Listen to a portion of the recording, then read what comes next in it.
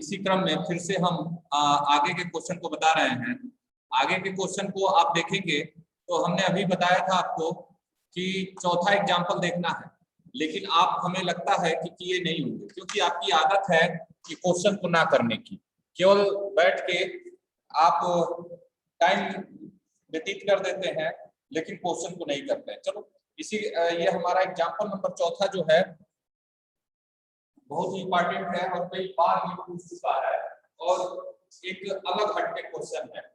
मान लो कि ये 0 to pi by 4 log 1 plus 10x dx, तो जब हमने कहा था आपको कि a का पाई माइनस x में हम चेंज करेंगे, पाई माइनस x में चेंज करने के लिए करना यही होता है कि 0 to पाई बाई 4 है, अगर हम इसको 0 to पाई बाई 4 करते हैं, 0 to pi by 4 log 1 plus 10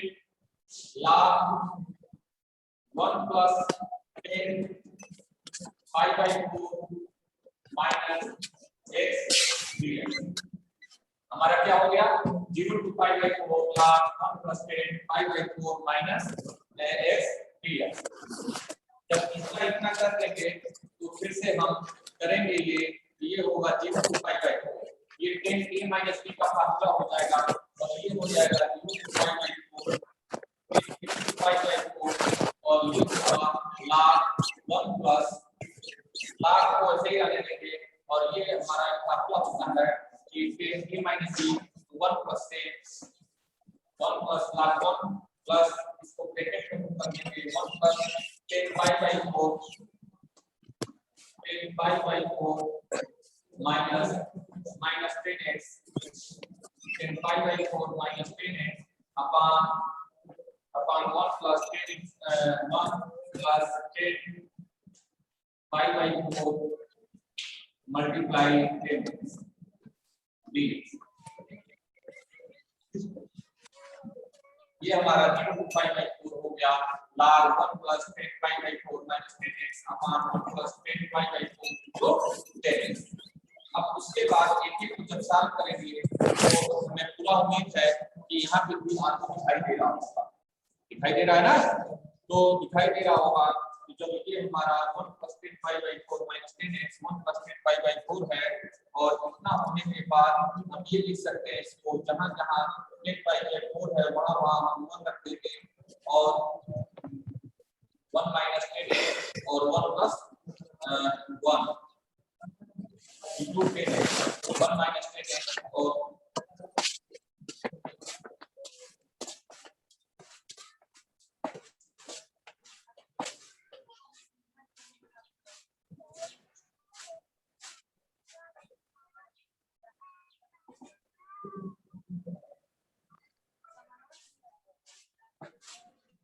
अब जब इसको सॉल्व करेंगे हम ये पाएंगे 0 to pi by 4 0 to pi by 4 ये log का सेट रहेगा, ये log हो गया और ये 1 प्लस 10 पाई बाई 4 की वैल्यू हमारी हो जाएगी 1 और माइनस 10 अपॉन और ये हो जाएगा अपॉन ये होगा 1 plus 1 into 10।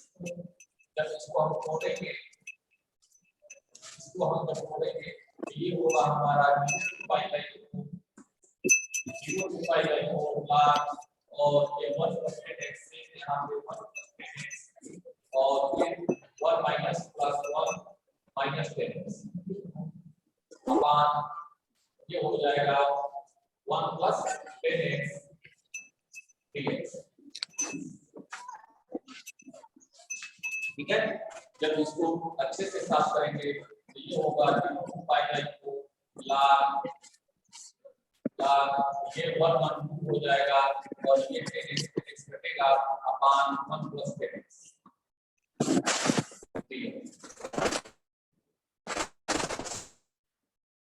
2 upon 1 plus 10x dx। अब हम क्या करेंगे, ये होगा 0 to पाई बाई 4 अब log 2 minus log 1 plus 10 log 2 minus log 2x 0 to pi by 4 0 to pi by 4 log 1 plus n, ठीक है, कितना हुआ। अब जब इसको सॉल्व करेंगे तो हम पाएंगे ये चीज, ये वाला और ये चीज दोनों हमारे सेम है, तो इसको हम क्या करेंगे i मान लेंगे और ये होगा 0 to pi by 4, 0 to pi by 4 log 2 minus i, और ये i बन जाएगा 2i होगा और i बराबर कर क्या हो जाएगा, तब हमारा i बराबर होगा log pi by 8 log, और यही इनको कहने का मतलब ये है मेरा कि अगर आप देखेंगे इस क्वेश्चन को तो आपको समझ में ये आएगा कि अगर हम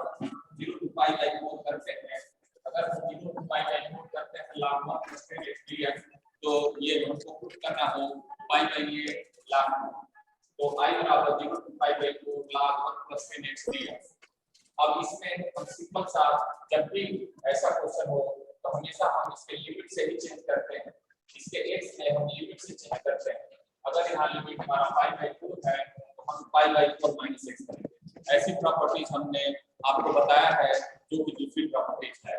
दूसरी प्रॉपर्टी यही कहती है कि इसके लिमिट के अकॉर्डिंग इसमें चेंज करते हैं, लिमिट के अकॉर्डिंग चेंज किया pi by 4 minus x किया। अब इसके बाद ये log 1 plus 10 pi by 4 minus x dx हो गया। अब हम क्या करेंगे 0 to pi by 4 log 1 plus a, और इसको हम जानते हैं कि a minus b का फार्मूला लिखते हैं। फिर a minus b का फार्मूला क्या होता है, a pi by 4 minus 10 1 plus 10a into 10b। जब इसका करने के बाद 0 to pi by 4 आएंगे log 1 plus 1 minus 10x समान 1 plus 10x dx, और फिर 0 to pi by 4 और log फिर इस 1 10x की वैल्यू और 10x हमारा कट जाएगा और बचेगा 1 2 अपॉन 1 प्लस 10 और लागू कर लेंगे और इसको हम i जब हम सॉल्व करेंगे तो i बराबर pi by 8 लागू होगा। कहने का मतलब ये क्वेश्चन इंपॉर्टेंट भी है और आप इजी भी है, इसको आप सॉल्व कर लो और देख लो। अगर देखने के बाद आपको समझ में नहीं आता है तो फिर आप पूछ सकते हैं।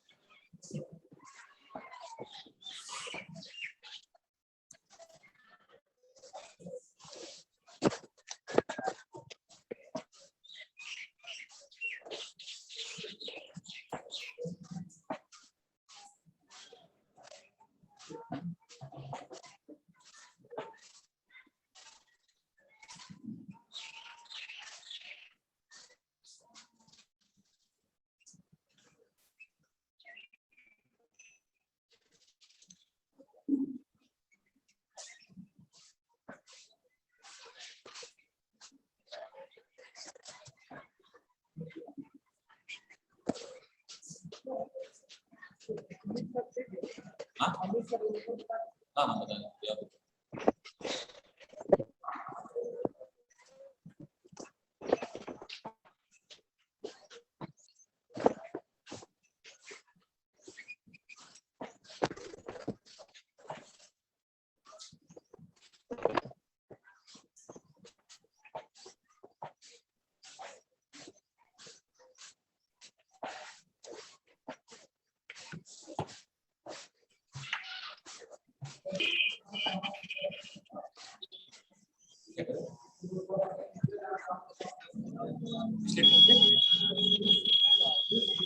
हाँ वही।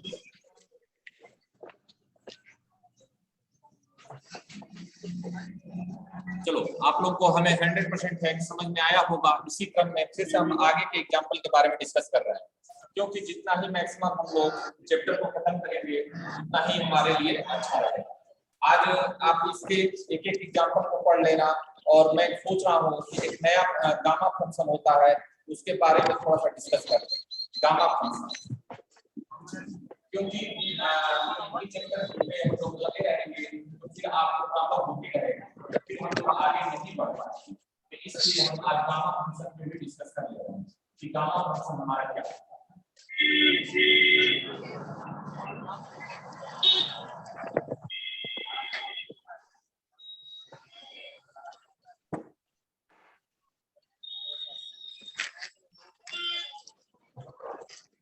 तो गामा फंक्शन में हम डिस्कस करने चल रहे हैं कि गामा फंक्शन होता है क्या।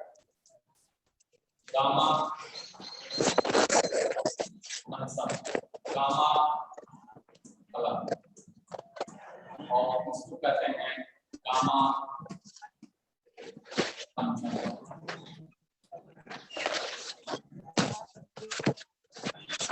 गामा वन या गामा अब गामा फंक्शन में इसको जो सूचित करने का तरीका है, इसको कैसे हम सूचित करते हैं, कैसे हम लेते हैं, ये चीज हम बता दे रहे हैं।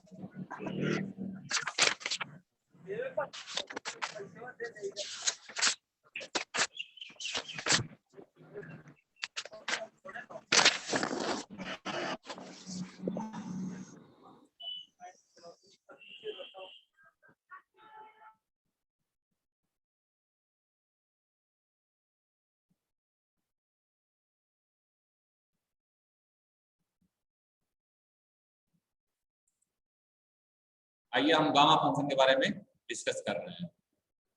जब गामा फंक्शन देखते हैं तो हमने म्यूट इसलिए किया है कि देख रहे हैं कि आवाज बहुत ज्यादा आ रही है और आवाज ज्यादा आ रही है जिससे कि प्रॉब्लम हो रही है। तो अब देखते हैं हम गामा फंक्शन को कैसे करेंगे, गामा फंक्शन हमारा कैसे होगा, इसके बारे में थोड़ा सा डिस्कस करते हैं। जो गामा फंक्शन है हमारा,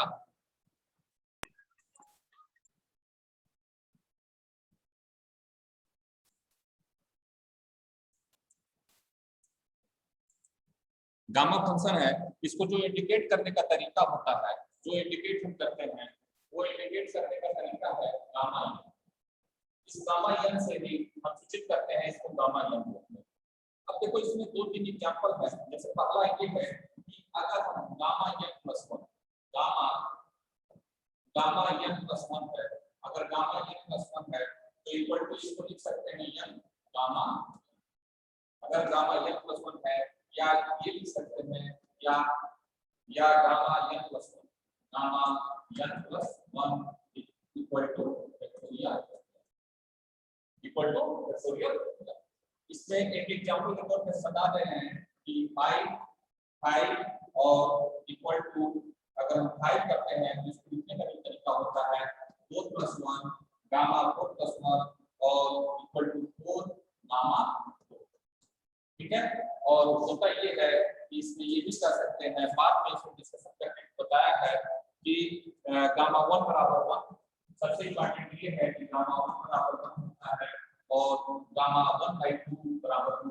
गामा 1/2 इक्वल टू 2 ये चीजें बहुत ही इंपॉर्टेंट इसलिए हो जाती हैं कि इन सब चीजों की जरूरत पड़ती है कि गामा 1 बराबर 1 और गामा 1/2 बराबर √π। तो ये सब चीजें बहुत ही इंपॉर्टेंट भी है और जरूरत भी इसकी पड़ती है। तो आप देख लीजिए और उसके बाद फिर बताइए तो आगे के चीजों को हम इसमें बता रहे हैं। इसमें एक फार्मूला भी है जिसको अभी हम देखेंगे।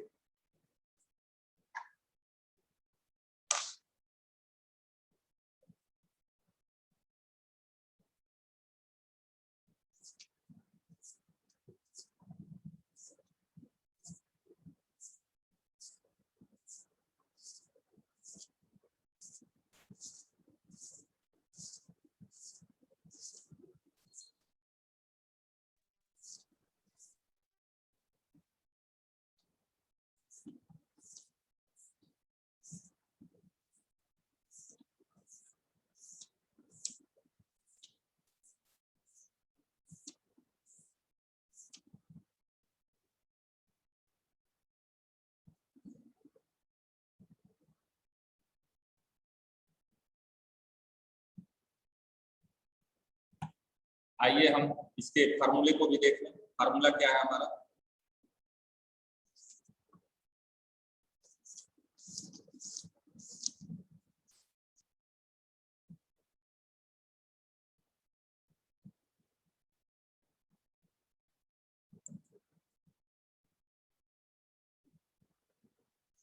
जो फार्मूला है हमारा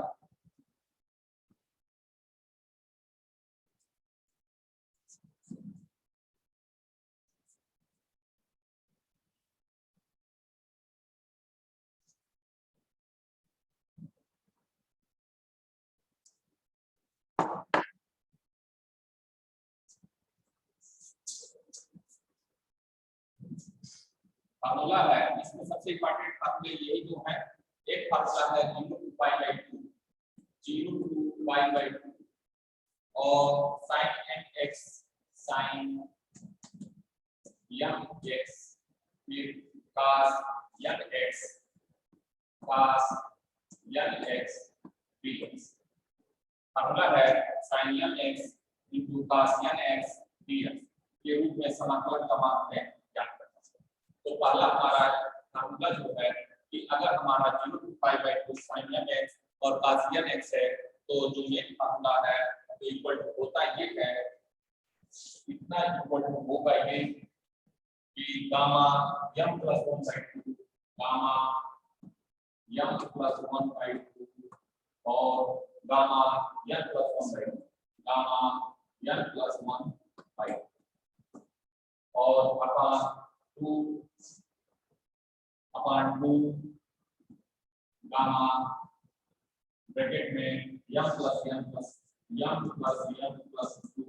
upon gamma m plus 1 by 2 gamma m plus 1 by 2 2 gamma m plus 2 upon 2 और यह तथा यह आपका गुणांक है। ये हमारा बहुत ही इस गामा फंक्शन के लिए ये हमारा इंपॉर्टेंट फार्मूला है। आप देखेंगे कि इसका यूज होगा 0 to pi by 2 sin nx cos nx dx equal to gamma m plus 1 by 2 gamma m plus 1 by 2 2 gamma m plus n plus by m plus n plus 2 upon 2। तो ये तरीका हमारा है कि कैसे हम ये कर पाएंगे कि हमारा इस फार्मूले का यूज करेंगे। उसके बाद एक रिडक्शन फार्मूला होता है जो कि 1 by 1, इसको देखने के बाद हम आपको रिडक्शन फार्मूला बताते हैं कि हमारा रिडक्शन फार्मूला क्या है।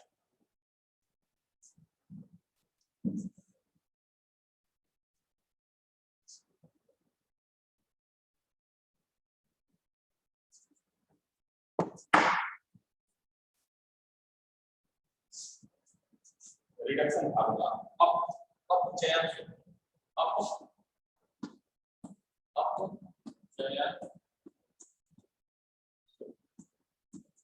रिडक्शन फार्मूला अब चयन को इसको बोलते हैं रिडक्शन फार्मूला। रिडक्शन फार्मूला बोल सकते हैं इसको अपचयन सूत्र में होता ये है कि 0 to pi by 2 पहला हमारा 0 to pi by 2 sin nx cos nx sin nx cos nx dx equal to bracket में m minus 1 m minus 2 m minus 1 m minus 3 m minus 3 2 और या 1 ब्रैकेट में 4 upon m plus n m plus n m plus n m plus n m plus n minus 2 m plus n minus 2 m minus 2 और m plus n minus 4 m plus n minus 4 n minus dot 2 या 2 या ये हमारा रहा अपचयन reduction. इस reduction फार्मूले के according हम ये कह सकते हैं कि क्वेश्चन को कैसे सॉल्व करना होगा तो हमें रिडक्शन फार्मूले का यूज करें।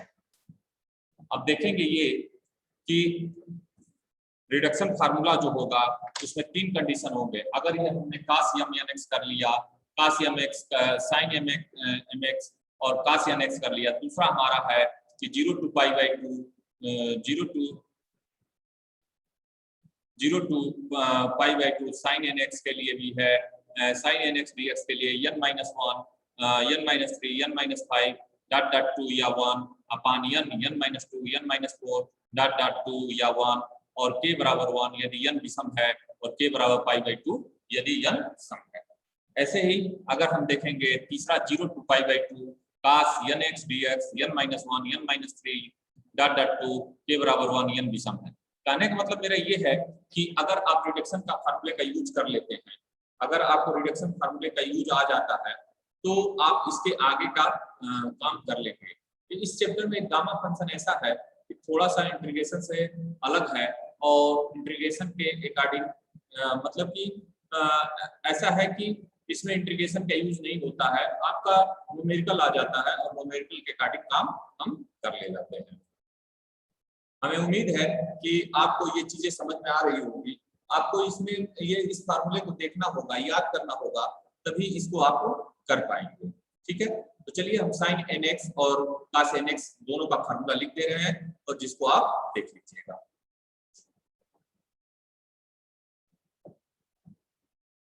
वैसे आपके बुक में भी है, लेकिन हम लिख दे रहे हैं जिससे कि आपको समझ में थोड़ा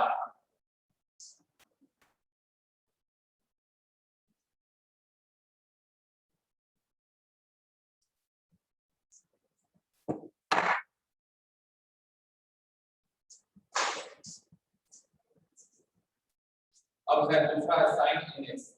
0 to pi by 2 0 to pi by 2 sin nx 0 to pi by 2 sin nx dx equal to n minus 1 n minus 3 n minus 1 n minus 3 n minus 5 n minus 1 n minus 3 n minus 5 that 2 yeah that 2 yeah upon 2 yeah 1 upon n minus 2 n minus 4 n minus 2 n minus 2 n minus 2 n minus 4 that 2 yeah that 2 yeah n minus 2 n minus 4 that 2 या 1 ये तो हमारा cos या sin nx है। ऐसे cos nx 0 to pi by 2 0 to pi by 2 cos x dx cos nx n minus 1 n minus 3 n minus 1 n minus 3 n minus 1 n minus 3 n minus 1 n minus 3 that 2 या 1 that 2 या that 2 या 1 upon n minus 2 n minus 4 upon n minus 2 n minus 4 n minus 4 n minus 2 n minus 2 that 2 या 2 या 1 ये दोनों फार्मूले सारे हैं, ये फार्मूला और ये दो फार्मूले और जो अब पिछले टाइम में फार्मूले बताए हैं इनका यूज बहुत होता है आपके क्वेश्चन सॉल्व करने के टाइम। तो आप जितना मैक्सिमम क्वेश्चन सॉल्व करेंगे उतना ही आपको समझ में आएगा और हमें उम्मीद है कि चीजें आपको समझ में आई होगी और जहां तक हो सकेगा आपको प्रॉब्लम नहीं आएगा। अगर प्रॉब्लम आएगा तो बताइएगा तो जिससे कि हम कुछ कर सकेंगे। हमने आज क्या किया कि इस चैप्टर में गामा फंक्शन भी पढ़ाया और गामा फंक्शन के फार्मूले बता दिए। अगले में हम उसके क्वेश्चन बता देंगे जिससे कि आपको चीजें समझ में आने लगे। और आज यही तो हम क्लोज करते हैं कि गामा फंक्शन आप देख लीजिएगा, गामा फंक्शन को देख के आइए, गामा फंक्शन के रिडक्शन फार्मूले और उसको देख के आएंगे तो जहां तक संभव हो सकेगा हम फिर आगे के चीजों को बताएंगे। आगे की चीजों को बताने में थोड़ा हो जाएगा और फिर से उसके बाद इसके क्वेश्चन को बताएंगे।